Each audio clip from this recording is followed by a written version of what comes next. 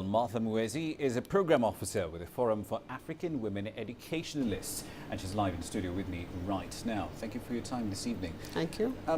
Sexual violence, especially problematic in Africa and the Middle East. So what's the point of holding an event like this in London? Is there any pressure that can be brought to bear from an event like that on policymakers in Africa? Yeah, well, from my perspective, I would think the venue is not the most important issue. What is important is bringing people together. And usually when a location is identified, it's for a number of reasons. It may be for proximity, it may be for convenience and all that. So the most important is what is to be discussed, but not necessarily the venue. So there's no risk that this might just be another talking shop, just another conference? I wouldn't think so, because if we trace back in history, many of these discussions have yielded results. It starts small, people talk about it, it creates awareness, and at the end of it, policies come out. And there's enough evidence that all these fora may not be 100% productive, but at least there's a high level of productivity in terms of policy making and influence. Let's get into the nitty-gritty details of this. Victim shaming.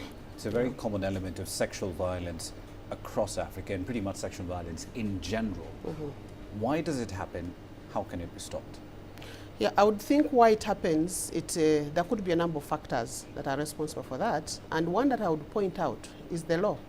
The kind of law that we use in Africa, cutting across Africa, is the law that was colonial.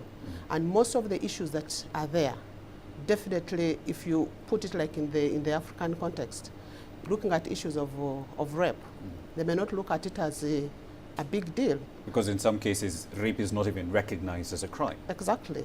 So it has all those issues that may lead to it. And that's why you'll find that in many cases, the victims may not talk about it, because there is no protection for the victims, the way the cases are handled, the kind of questions that are asked to the victims.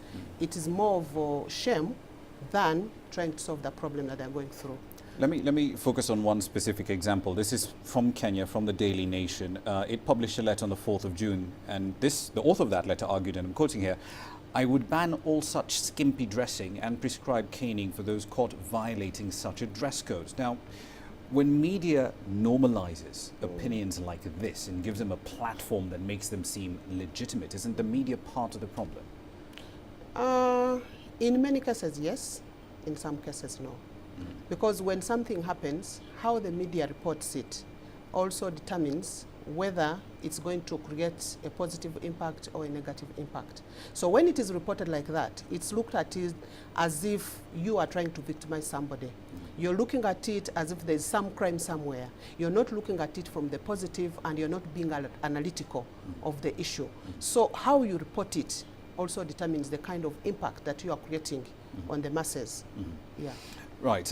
One last question for you. We've seen an explosion of internet access across Africa, social media, of course, being a direct corollary of that. Has that increased the space and the ability of women to actually go out there and say, look, this is a problem and we have to deal with it in this particular manner?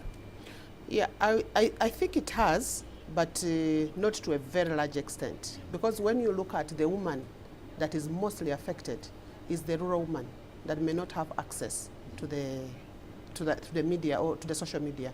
But on the other hand, the few women that do access the social media in one way or the other, they try to voice out the issues on behalf of those that may not have access to the social media. Indeed. We'll have to leave it there. Unfortunately, a fascinating topic. This certainly deserves a lot more time. Martha Muhwezi there from the Forum for African Women Educationalists in studio with me. We did, of course, have a discussion on this online. Fairly interesting conversation on misogyny. Do check it out on our YouTube page as well.